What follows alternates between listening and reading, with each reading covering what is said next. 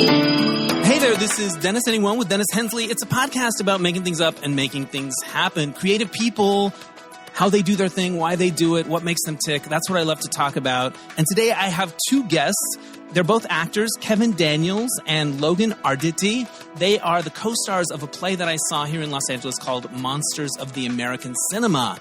I got a chance to see this play, and I was so taken with not just the show, but the dynamic between the two of them. Logan's very young. He plays a teenager in the show, and Kevin's been around a while, and he plays sort of the father figure in the show. And so they're the only ones in it, and they have this really sweet bond, and I loved the way they interacted together, and so I was so excited to talk to them about that, and also just about acting and being creative generally. But before we get to the interview, I want to remind you that this podcast, Dennis Anyone, is brought to you by me. I pretty much do it because I love it. But there are ways you can support it if you enjoy it too. You can go to DennisAnyone.net, and there is a donate button there. You can contribute to my virtual tip jar. I call it a virtual tip jar. It's like a PayPal or a Venmo thing, and it helps me cover my expenses. I always appreciate that. And I got a very nice tip from a friend of mine, Jeffrey, in honor of the 10th anniversary of Dennis Anyone, which we just celebrated. And I really appreciate that very much. So thank you. And the other thing you can do is you can become a subscriber to DNR Studios. I'm part of a group of shows under the Derek and Romaine banner. Really fun LGBT shows, and for a monthly fee, you get my show early, and you get all these other great shows on the platform. So you can learn about that at dnrstudios.com. All right, that's enough of the plugs. Here now is the interview with Kevin Daniels and Logan Arditty from the play Monsters of the American Cinema.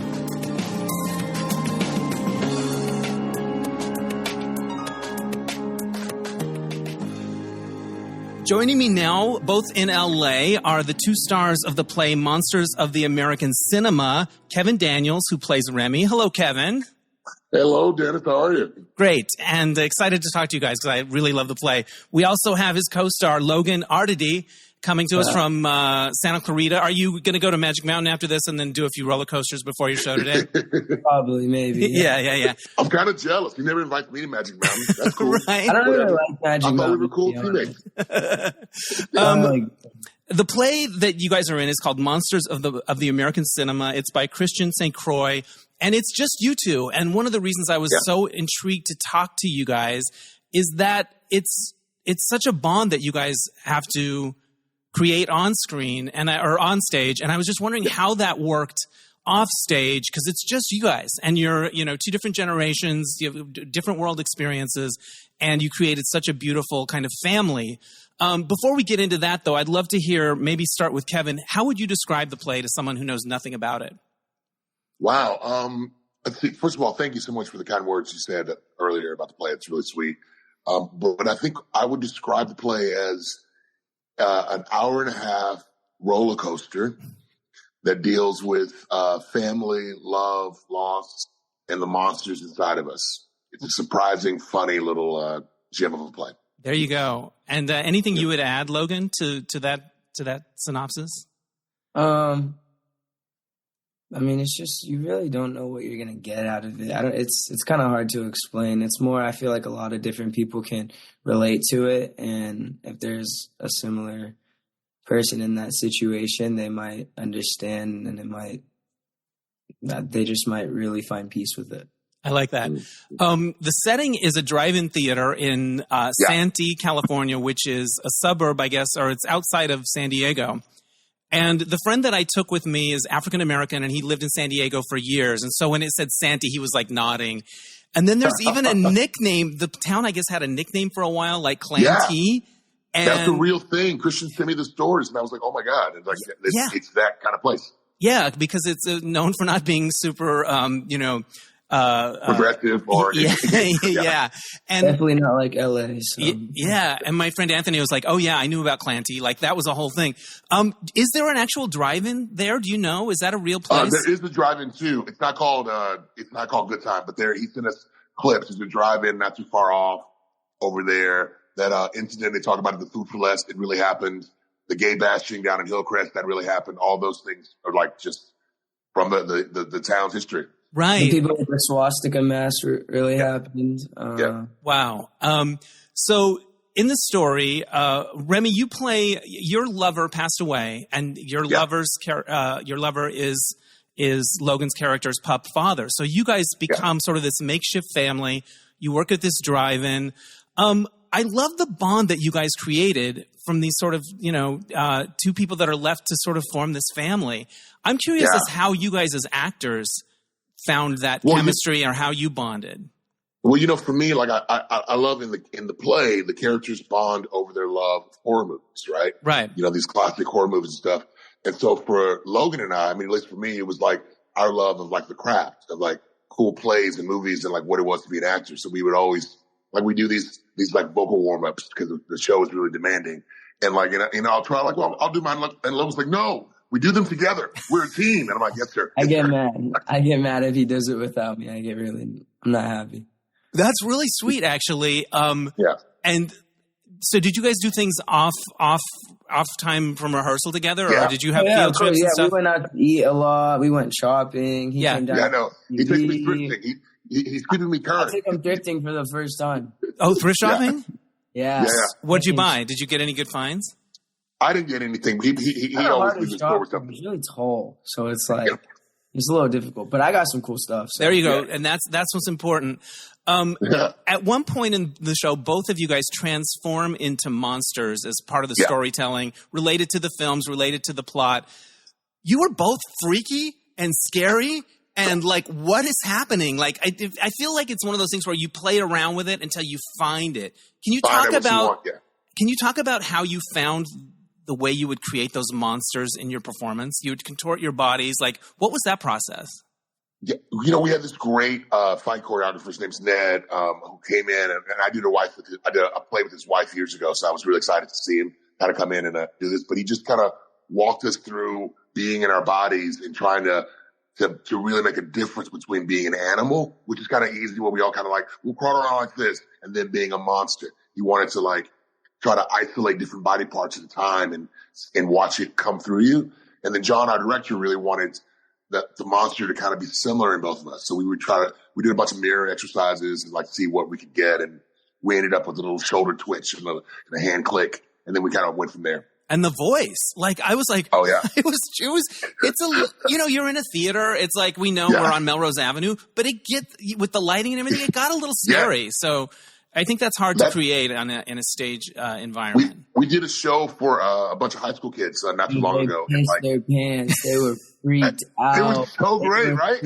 They were still scared of me, like, after the show. I was like, I'm sorry. Did you talk to them after and you interact and hear what they thought about the play? Yeah, we had a talk back, and they were asking us a lot of questions, but I could just tell some were freaked out, like, to the point where they were screaming. There was girls crying. I was like... Yeah, but it was fun. They started screaming in the show, and then we just kind of played it like, a little monster theater piece. It was just really fun. So you're up there doing your thing, and there's just kids screaming in the audience. Yeah. There's a part in the play where I like come more upstage. Yeah. So, or is that downstage? Downstage.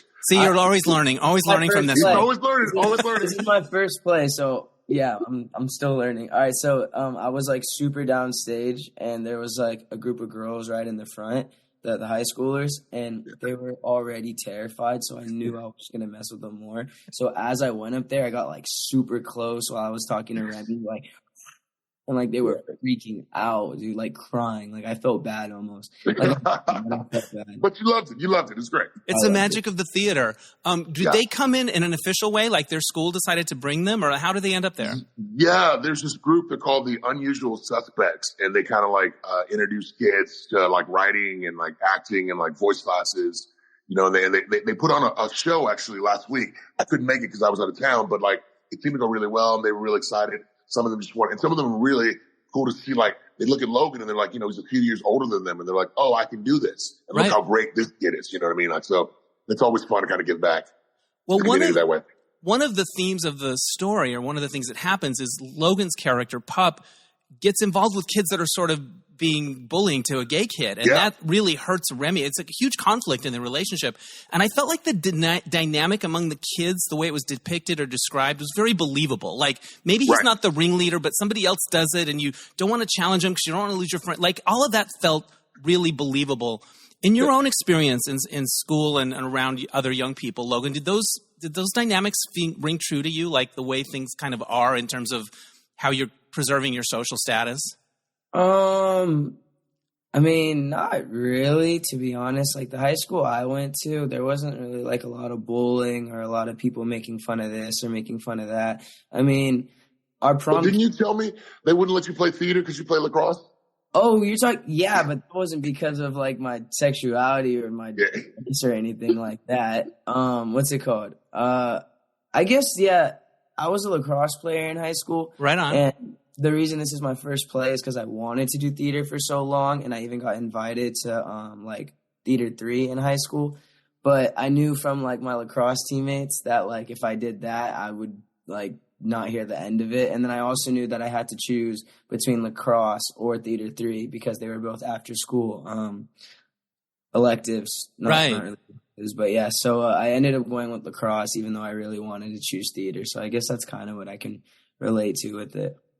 Well, it's so interesting when you hear about young people that are like, oh, I really wanted to do this, but I knew I'd get made fun of it. Or I have my friend that I brought to the theater that night, he wanted to do all this performing, and his dad was like, no, that's not masculine. That's for the gays. And he couldn't do it. Mm-hmm. And to this day, he's in his 60s, and he started performing, and he does commercials. And it's like, you know, that thing from so long ago where you can't do it.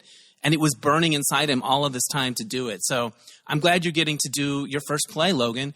What's the learning curve been like to do a play? Are there terms you don't know when you're like, what's stage right? Or like, what's it like to do your first play? It's like a whole nother language. Like, I can't even explain it. Honestly, I'm so thankful to have Kevin, who's Remy. Yeah. Because he's taught me so much. Like, he's been just such a great mentor. He's been teaching me everything. He takes his time with me. Like, he really helps me, like, understand everything about the stage. I just had to feel at home with the stage and just not feeling uncomfortable on the stage. Because at the end of the day, like, what I came to think is that the stage is my home.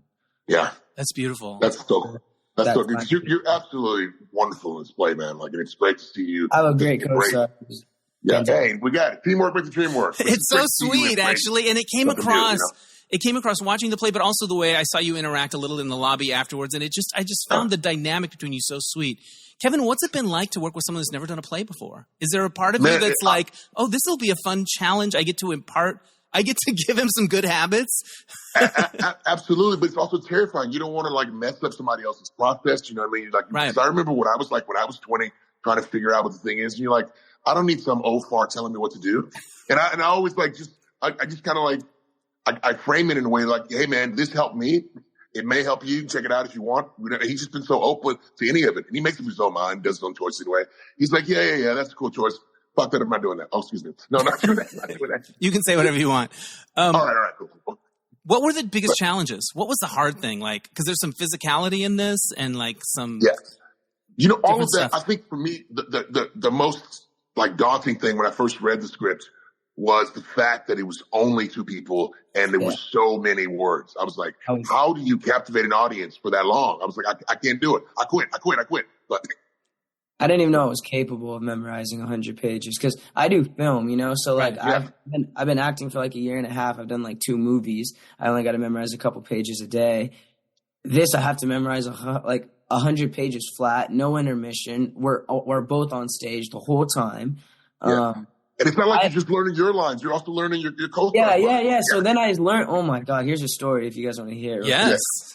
So after I finally memorized my lines, all of them, right, which took too long, I come in the next day. They're like, all right, no scripts. I'm like, all right, I'm going to upstage Kevin today. I'm super excited. I don't know when my cues are because I don't know his lines.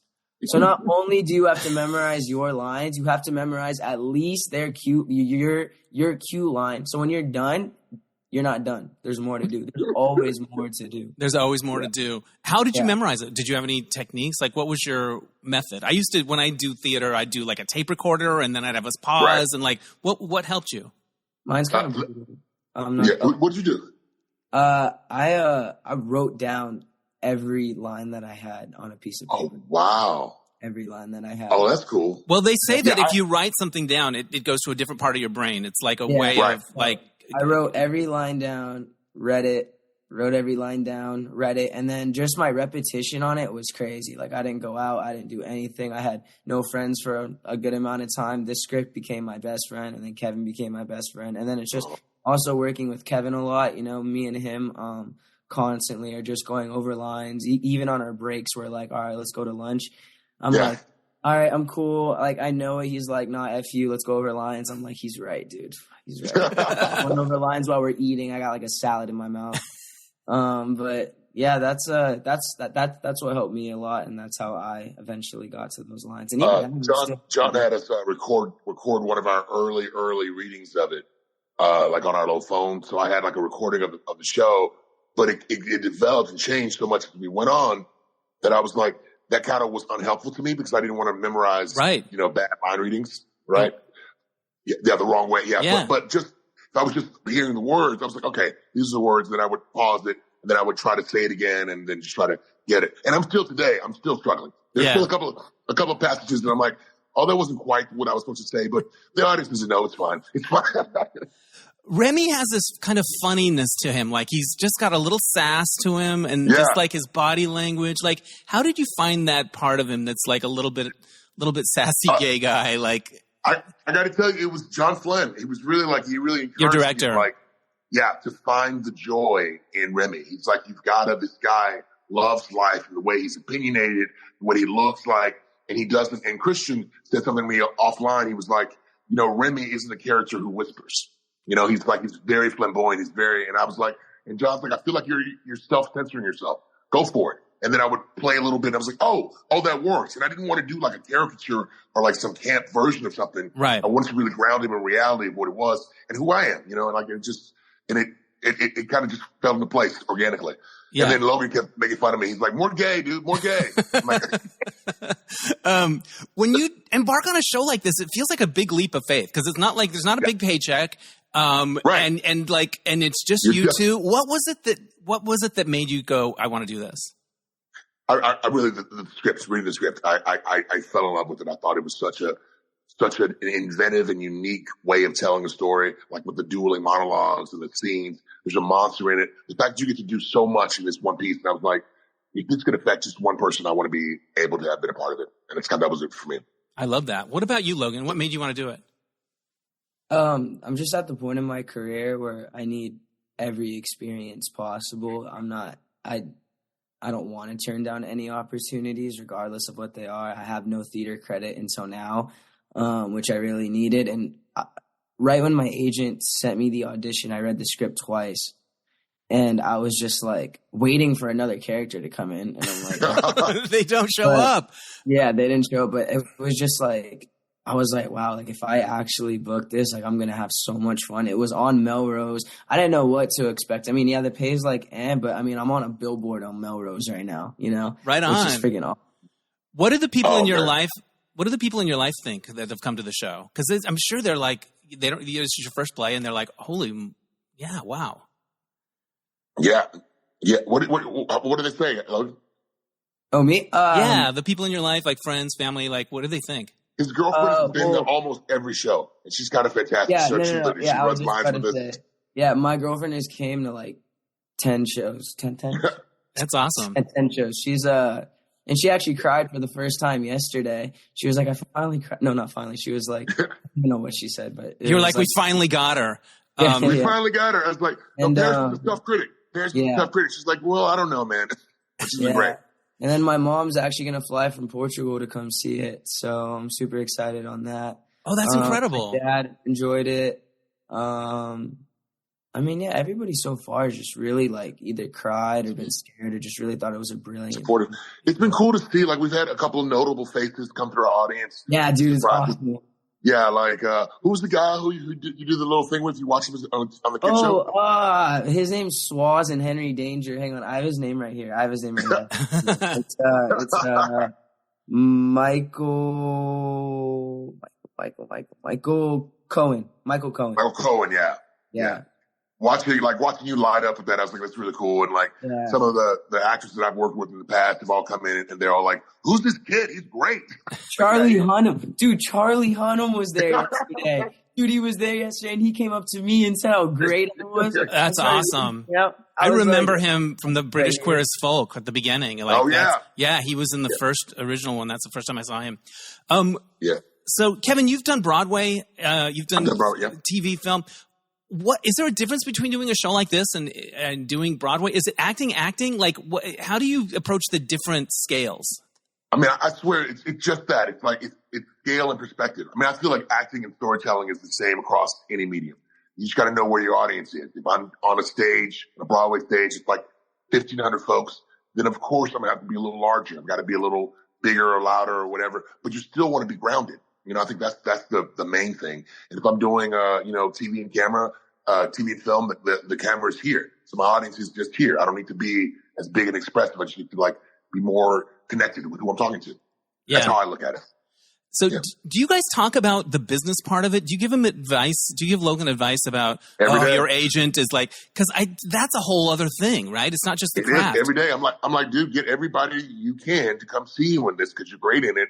And this is just, you're building an opportunity to make more work. So you'll get a casting director who doesn't know your work, doesn't know you, and they'll see you in this and they'll think about you for other projects. Yeah. Like I know you want it right now, but it just takes a long time. Just stay on the bus. We'll eventually get there. Yeah. Because the hope is you have a long career and you'll meet all these people along the way. And it's just like, just keep honing your craft. That's the advice I've given him, Yeah. And that's what and never go home on the first date, whatever. No, never what? Nothing. I kid. I joke. Nothing. I know. Never go home on the first date. Okay, I thought you said the first take, and I was like, wait, no, I got it. All right. It's a little dating advice. Logan, are there things you ask Kevin about? Are you like, hey, what is this about? Or like, what are you curious about when it comes to like navigating the business part of it?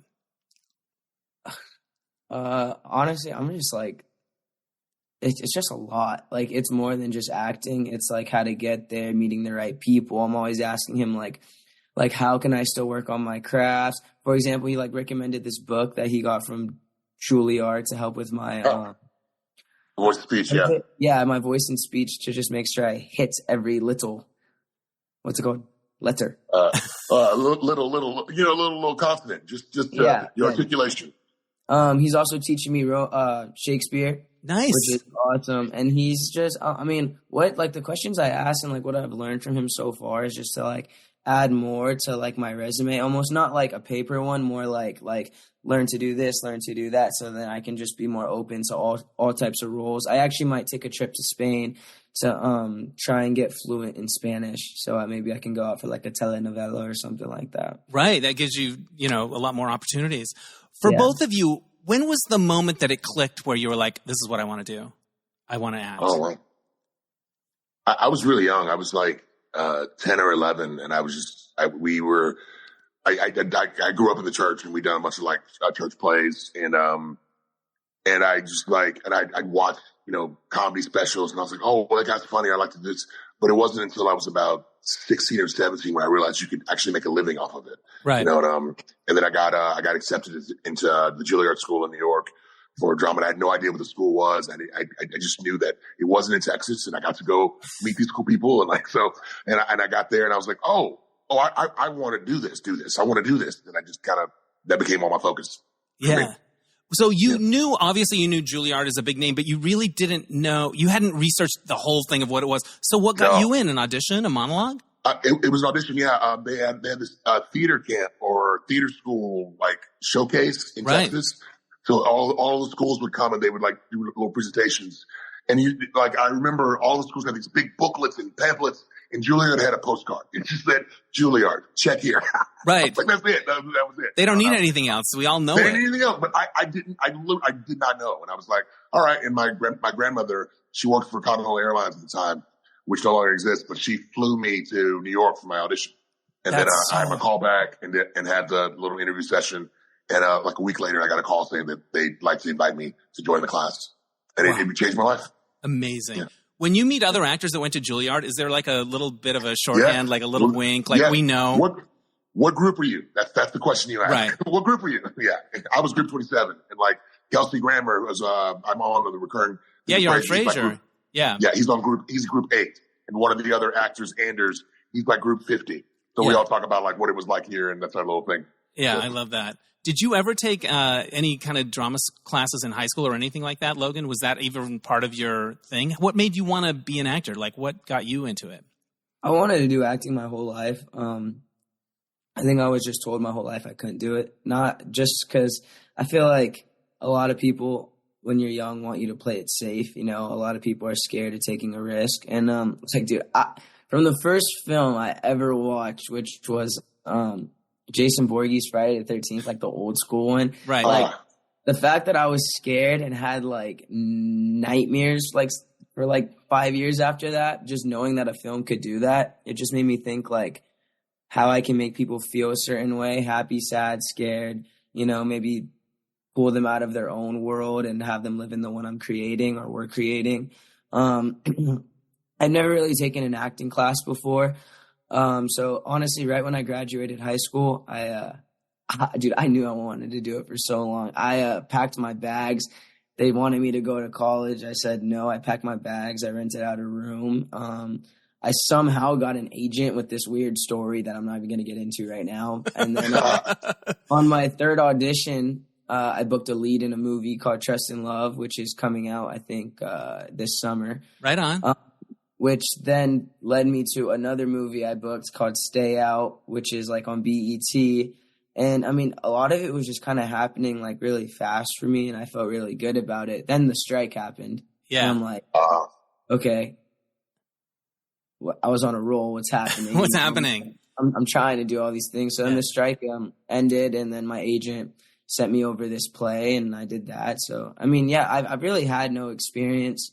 I've kind of just, I don't know. I just honestly feel like it's in my DNA. Like I love it.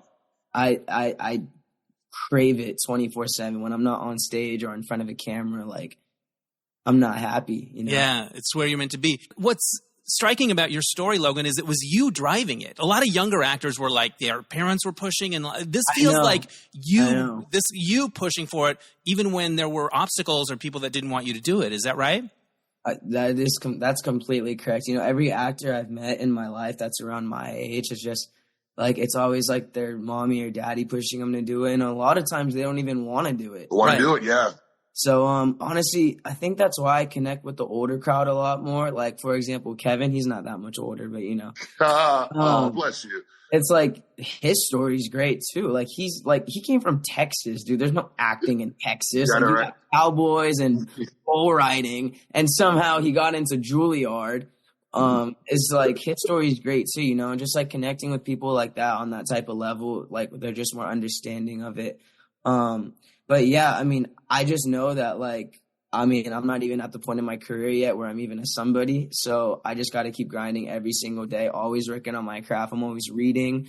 I'm always looking at old movies. I'm always studying the greats. For example, I love Marlon Brando. He's my absolute favorite actor. That's cool.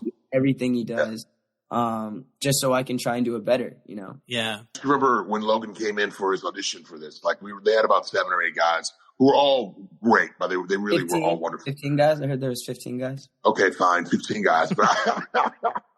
But like Logan literally, he just kind of like, he blew us all away. And it was like this quality that he had you can't really describe. And I was like, it doesn't matter, man. We've got weeks of rehearsal. He just nailed it. And we were like, that's the guy. That's the guy. So it's really kind of fun to see that energy in him. And like, you know that he's going to have a long career in this, you know?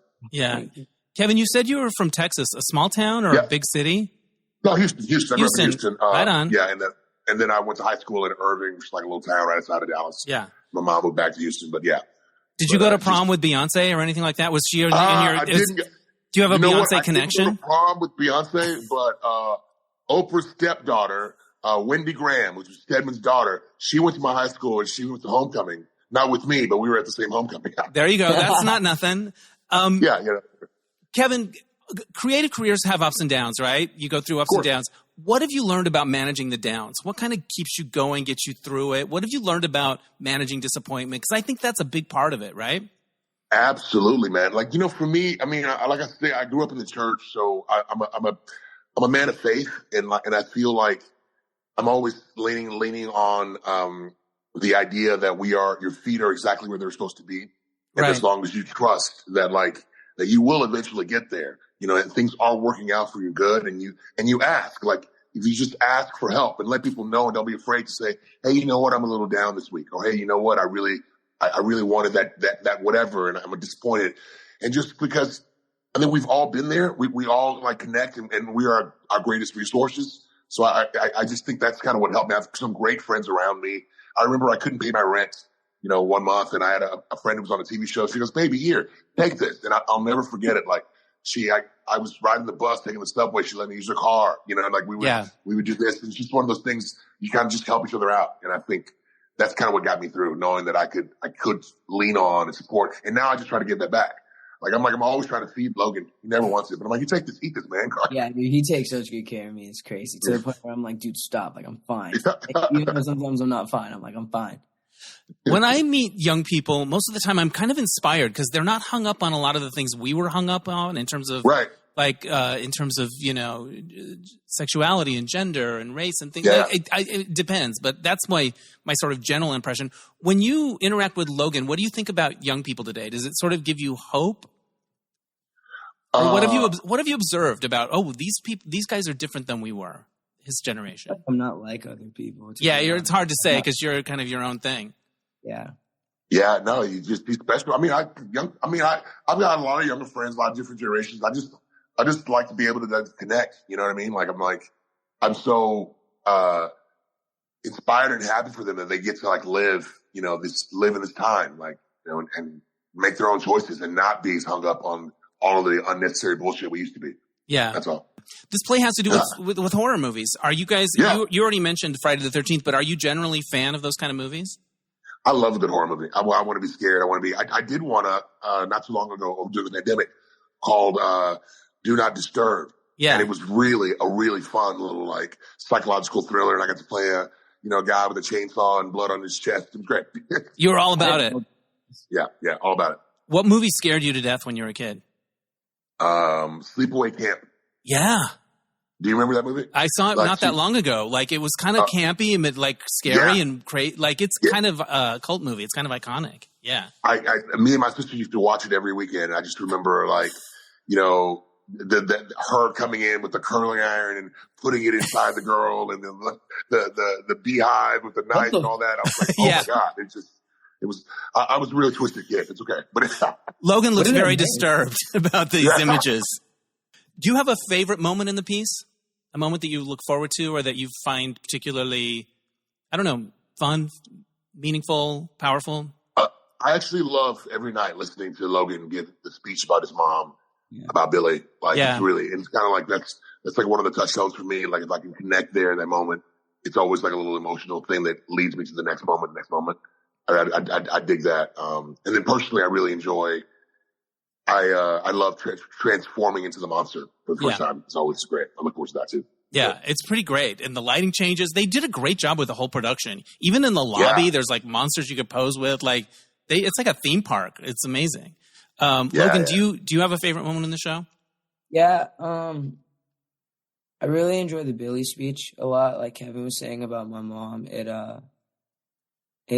hits home a lot. Not in identical ways, so I don't want anybody getting the wrong idea. But it just brings me down every time, and I love watching the audience just cry, dude. I love it. Some actors love when the audience is laughing, they crave laughs. I crave sadness from them, dude. You're into it. I don't know if I'm evil, but it's just I love making people feel something. Yeah, especially something emotional. And then my second favorite moment is scene 4. It's where Remy has Nate come in, and I'm not supposed to. Oh yeah, there is a person that does come into the trailer, but you never see them. They're in the shower. Like Remy takes a lover, right? And honestly, I just have so much fun with it, dude. Yeah, giving him a hard time. And Kevin's so great to play off of all the time. Well, you guys. Tell people that, go ahead. Idris Elba plays Nate in the production. You tell people that Idris Elba plays Nate in the production because he's this mystery lover that you never quite see, but it is a pretty funny scene. You're close enough that you can actually hear people sniffling, or if they're crying, or you can feel it, right? You're that close. Yeah, 100%. And that also, that changes the dynamic of our performance. I mean, our director, John, says a lot. It's a 3-person play. It's Logan and I, and it's the audience. And we've got to listen to what they do and respond to that and listen to play off each other. And it's totally true. Like sometimes we'll have, really, small audiences. So they might not be as vocal as the rest, but they're always listening and they're always with us. And then we'll have these big raucous houses and it's like, all right, let's go. Let's do it this way. Like the screaming teenagers. And it's like, It's fun. It's really good. But Logan, when you hear them crying, are you like, yep, I got him. I got him right where I want him. There's just a little... in that moment, I think I'm just too involved in the character. Right. Like to the point where my brain's fully evolved. Right. But afterwards, I'll like pick up small things, or like somebody in the crowd will tell me like, "Oh, you made so and so cry." I'm like, nice, nice, sweet. All right, so tell people how they can see the play. Yeah, the theater's called the Matrix. The Matrix Theater, right on. Yeah, for Rogue Machine. It's Melrose and Stanley. There's a website. You can actually go to roguemachine.org, I believe, and that'll take you. It'll say buy tickets. The place called Monsters of the American Cinema. We run until the 19th, and we'd love to have you. Yeah, it's a terrific show. Just a couple more things. Oh, I wrote this down and I forgot to ask you. You played Magic Johnson on Broadway. I did. What was that like? Yeah. What was that like? Did you interact with him? It was crazy. Yeah, he took me to his office here in LA, and because I'm not really an athlete per se, and so he would come and he showed me how to do like the no look behind the back pass. Right. Like that was like his trademark thing, and that was his trademark thing. So I had to try to recreate that on stage, and it was really, he told me a bunch of great stories. And he and Larry both came to opening night because they what the fuck. Like, Logan didn't know that you played Magic Johnson. How are you talking about these basketball? Just like and Larry were here, and it was like. So you didn't know about that? Magic Johnson on Broadway. I didn't know anything about that. No. Yeah. Oh well, yeah, man. I'm a pretty big deal, dude. It's cool. Whatever. I mean, I know that, but like, do you have like their numbers or something so I can like say hi or anything like that? No, it was. I wish it. I really loved the show. It was a great production of it. Tommy Kail directed it, and he went on to direct Hamilton. Our show only lasted for like 2 months, and but because they marketing or whatever, just the economics of the business. But when I found out he was directing that. I gave him a call and I was like, well, Tommy, I know I didn't get you the Tony you deserved, but can I have tickets to see Hamilton? Well, that worked. Then there's something there, right? There's something. I got it. But it was really cool. I always tell people I got to perform for Magic Johnson, Larry Bird, and Lin-Manuel Miranda. That's all. That's it. And also, but Magic Johnson, also what he represents in terms of his activism and everything. So you get to meet that and get to, I don't know if that was part of the show. Probably it was all before. No. We start, the play opens with him doing the announcement in 94 that I'm HIV positive. And that was one of the things that I was most interested about the play. I was like, well, what did your wife say when you told her you had AIDS? And they don't really talk about that in the play. And I was like, I think that would have been a fun scene. Yeah. And so, but you had to, how athletic did you have to be on stage? Like how much? We had basketball, we had rotating basketball hoops that floated around stage. It was, and all these screens and stuff. And it was cool, but most of the stuff, I made sure that I never had to like attempt to make a basket. I just had to dribble and like pass, that kind of stuff. But my co-star, he was like, no, I'm going to do so. He was playing Larry Bird. And he would throw up a thing, and about 4 times, over the run, about 4 times the ball would end up in the audience. I was like, I told you, ass. Because it's enough to keep track of your performance, let alone balls flying around and going everywhere. But it was like, I was like, I ain't doing that. No, thank you. No, thank you. Yeah. Logan, you mentioned the films that you have hopefully coming out soon. Is there anything else we should watch for from either of you? I have a movie coming out on May 10th. It's called Not Another Church Movie. Oh, fun. It's a spoof of all the Tyler Perry movies. It's nationwide. You can go to notanotherchurchmovie.com and you can reserve tickets for in your area. And it's me, Jamie Foxx, Mickey Rourke, Vivica Fox, Tyler Pratt. It's a bunch of heavy hitters. Lamorne Morris. It's an hour and a half, and it's pretty funny. You've seen it already? I've seen a cut of it. Yeah. There's a premiere is Thursday, and I'm taking Logan to. I want him to go see it. You're going to go rock the red carpet at the movie premiere. Very exciting. What are you wearing? You got a stylist? Yeah. What are you wearing? I'm just gonna wear a tux. I mean, I'm just gonna do that because. I mean, I'm not gonna go that bougie. I might, but I mean, I'll figure it out. I don't know what I'm gonna wear. I usually just plan something out. I don't know. I have to say, speaking of clothes, I like when you go to the big dance in the play that you kind of have this blue, kind of cool, shiny blade. Like I'm like, that's cool. You're not a fan of it. I think it pops. You should like it. I think it looks great on stage. But it does. When you touch it, you realize that it's a nonprofit theater. So it's not Tom Ford for Gucci. Yeah, it's not Tom Ford, exactly. Okay, all right. I have been seeing a lot of theater lately, and I don't know. I'm just more sentimental in my life lately. But like when I walk in, I'm like, I can't believe we've all just come here to this building, and we're all going to decide to pretend this thing for a couple of hours. Exactly. I think it's a community. Yeah, the audience is part in it. Everyone, the ticket. We're all just going to believe this thing for a couple of hours. I don't know. I find there's something just moving about that idea generally. I mean, I think from the beginning of mankind, it's how we relate to each other is we tell each other stories. When we were cavemen and looking at the shadows on the wall, we tell each other stories. That's how we pass down how you stayed safe. Don't go here. We tell each other stories, the written word. I love it. Sit together in the dark room and let's play. Yeah. And Logan, is that something you've discovered in doing this play, that there's this magic thing happening?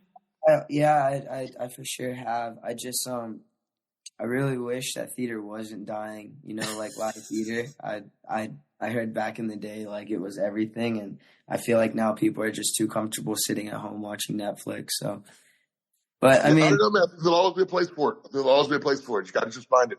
Yeah, of course. But, I mean, I just really appreciate the art overall. Like, I really, like, it consumes my whole life and I let it. Like, I'm obsessed. I just love it, dude. Like, I love it. Dennis, thank you so much for talking to us today, it's man. Very sweet. We have a show this afternoon. Yeah. We're going to let you guys go. Here's my final thought. What has this show meant for you in your life? Because projects come at different times. What has this one been about for you guys? To me, it's just a reminder that how much I love theater and that, if you put your mind to it, you can do anything. Love it. What about you, Logan? It's brought a lot. It's brought almost everything, to be honest. It's brought like teaching a live audience, the fact that I really feel like I can overcome anything. I would never be scared of a script again in my life. Yeah, same here. Especially with like certain words I have to say, how long it is, the body movement of it all. Dude, I'm super appreciative of all of it and of John, the director, and especially Kevin, my co-star. And and the writer, Christian, it's so much to me. Awesome. So much.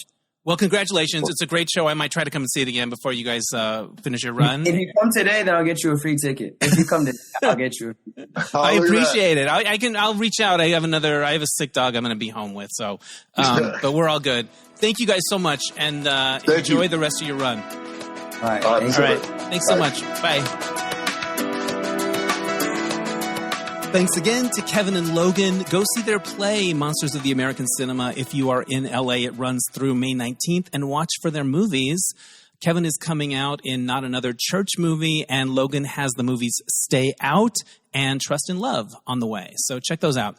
All right, so this happened. I have a kind of sad this happened this week, but I definitely want to share it with you. So I have a friend named Tom Goss who's a singer-songwriter, and he's been on the podcast multiple times. And a number of years ago, he introduced me to a friend of his named Joey Salinas, who is a singer-songwriter. They know each other from back east where Tom used to live when they were first starting out as performers. And they both moved out here, and Tom introduced me to Joey, and I would see him at different events, and we hung out a few times separately than that. I remember he was at a playtest for You Don't Know My Life early on, and Joey was a dancer as well as a singer, and so we bonded over our sort of appreciation for the Janet, Paula Abdul kind of choreography moment, and he was really great at that kind of choreography in addition to singing and writing songs. And I would see Joey here and there, and in September he was doing his own show, and it was a big show, and I drove down to Long Beach by myself to see it. He had a band, he had backup dancers and choreography. He did like a George Michael medley. He did like Cold Hearted, like he was giving me, and then he did his own songs. And he was just dancing, and he had this way of dancing and singing together. And like, sometimes when I do those choreographies, I look like Britney. I like a cheerleader, but he was able to kind of be, I don't know, this sounds so internalized homophobia, but he had a masculinity around the way he did the girl moves, the Janet and the Paulette of it all. And it was just very winning. It was very charismatic. And I'm so glad I got to see that show. Well, I heard from Tom a couple of weeks ago that Joey had fallen very, very ill. Something very sudden that came on related to his brain. I don't know the full details. And Tom flew from Seattle to Las Vegas, where Joey had been traveling, and spent some time with him. And last Sunday, I got word from Tom that Joey had passed away. And it's just devastating. And I knew him a little bit, but he was always super sweet. His smile would just light up a room. And I don't know the full details of how he passed, what it was. I know that it was very sudden. Joey was in Tom's last video, Not My Problem. He was one of the dancers in it. And that just came out, and they shot it a couple of months ago.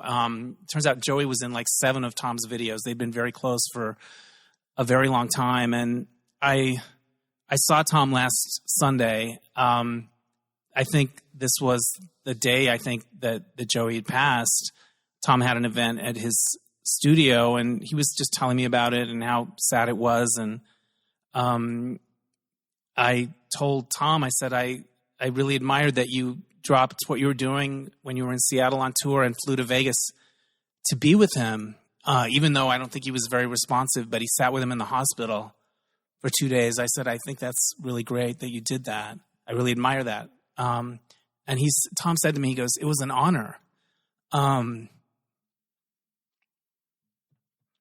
I got through the whole interview without crying, and now here I go. He goes, it was an honor, not just for Joey, but I just thought of all of the gay men that came before us, that lost friends, that sat with friends, multiple friends, year after year. And I just felt like I wanted to be there. And that was what kind of he was thinking about. So, yeah, it's a very sad story. There's a GoFundMe for Joey's memorial and things like that, and I'm gonna post about that on my when I post this episode on Facebook. I'll put this in the comments with the link. But Joey Salinas, very sweet guy. Rest in peace. I'm glad I got to know you the bit that I did. I'm so glad I got to see you perform in your wonderful show back in September. It was a treat, and you will be missed. So that's it for this week. Thank you so much for listening. I want to give a shout out to Oscar Rosario for mixing the episodes. My theme music is by Mark Daniels for Placement Music. We'll catch you next time on Dennis Anyone. Bye.